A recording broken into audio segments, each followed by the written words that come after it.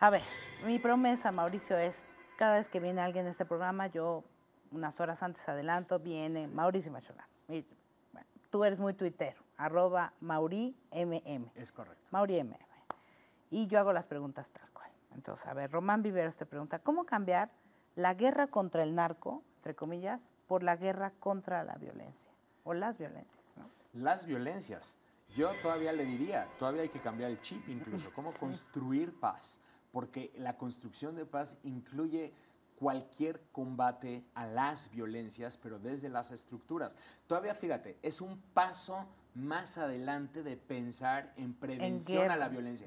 Aquí no estás hablando ni siquiera de prevención, aquí construyes desde la raíz condiciones que te vacunan frente a cualquier circunstancia de violencia, o por lo menos la mitigan, la contienen o generan condiciones para poder recuperar. Entonces, aquí el tema tiene que ver con cambiar de chip, entender cuáles son estos factores estructurales que crean y sostienen a sociedades pacíficas y empezar a edificarlos desde todas las áreas y en todos los sectores.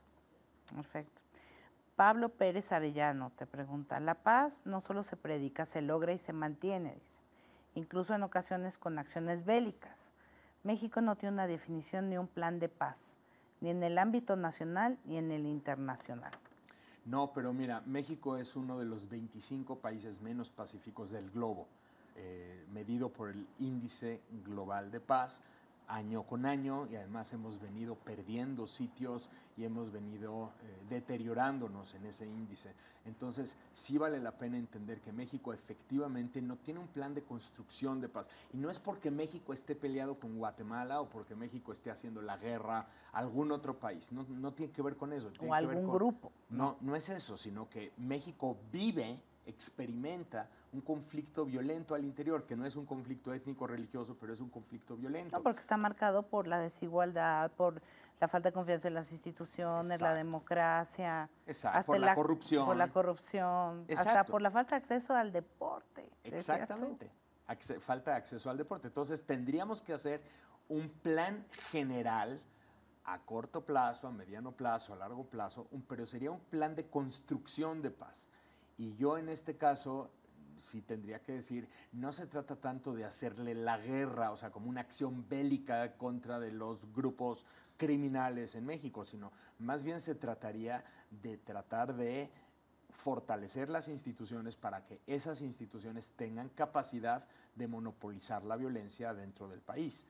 Y para eso pues se necesita este tipo de planes, y son planes, pero no solamente en esa área, me explico, o sea, no solamente en el área de combate al narcotráfico, combate al crimen, sino en el área de cómo construyes todas estas instituciones que te van a garantizar que sostengamos la paz. Y claro que eso tiene el Estado de Derecho. El Estado de Derecho, la impunidad, o sea, todo eso obviamente tiene planes, tendría que tener planes de muy largo plazo, pero sí hay acciones de corto plazo que pueden implementar los gobiernos con resultados que de verdad son muy perceptibles, y vale la pena que esto se tiene que entender, y vale la pena que se empiece a caminar nada más en esta dirección de construcción de paz. Ese es el tema, en lugar de pensar en cómo combatir al narcotráfico, cómo reducir la violencia. Más que eso, es cómo construyes paz. Lo contrario, sí, exacto.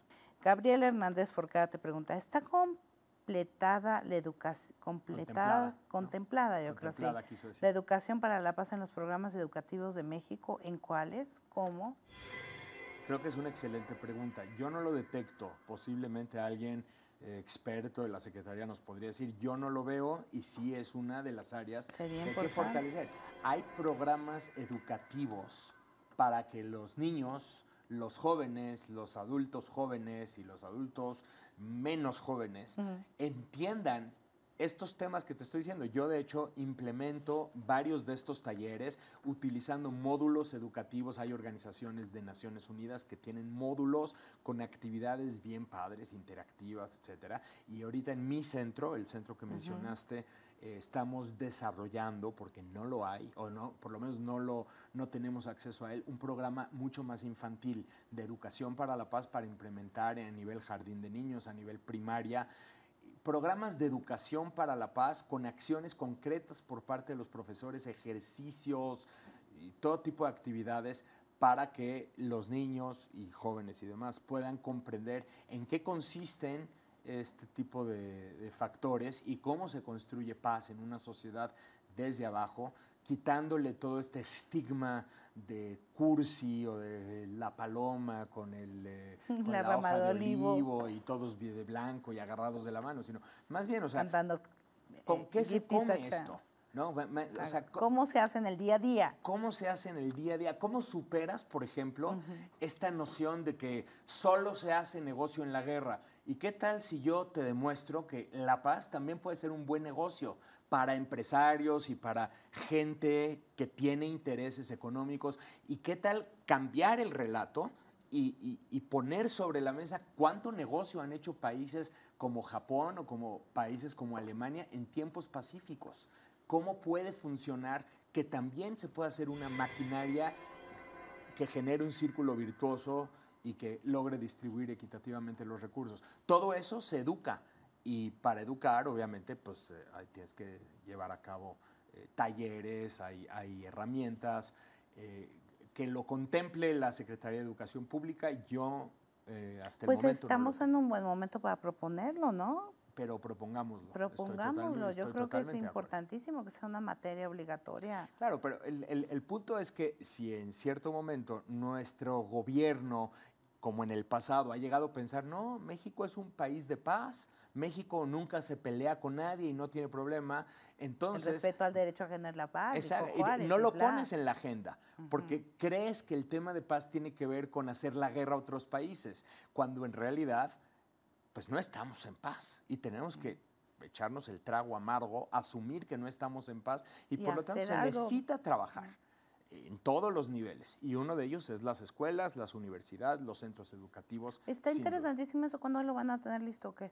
El taller está siendo ¿Ya implementado, está? pero en fase piloto y lo estamos midiendo y estamos obviamente viendo resultados y también haciendo ajustes. Son cosas que toman su tiempo, pero ya lo tenemos, y está implementado y está, Desde la verdad, kinder. está fascinante, sí, así es. ¿Y cómo, nada más dime una cosa, cómo empiezas a enseñarle a un niño chiquito la construcción de paz? Tienes primero que rompes la dicotomía entre paz como ausencia de violencia y entonces empiezas a poner ejemplos de cómo se genera un conflicto cuando, por un decir, hay escasez de algo y cómo esa escasez puede generar un conflicto entre dos niños o entre tres niños. Y obviamente cuando hay abundancia, como las posibilidades de generar conflictos son menores. Número uno. Número dos, como cuando hay reglas claras que se respetan en cuanto a cómo tomar el material, generas menos conflicto. Entonces, si no hay escasez y además de todo estableces reglas, las posibilidades del conflicto, de que exista un conflicto violento se empiezan a disminuir. Obviamente, si no hay reglas y si además de todo yo te pongo un dulce para 15 personas, lo más probable es que vas a generar un conflicto. Entonces lo aterrizas a niveles muy concretos. Al lonche, a la dona. Exacto, al lonche, a la dona, a la inclusión, por ejemplo. O sea, hablamos también de inclusión. Cómo el incluir genera condiciones de paz y cómo el discriminar genera condiciones de conflicto violento, y la necesidad de incluir, ¿no? Muy bien. Pues espero que sea la primera de varias veces que vengas. Ay, cuando por quieras. favor. Encantado. Ahí déjenmelo, por favor. Ustedes saben qué. Exacto. Muchas gracias, Mauricio. Muchísimas gracias.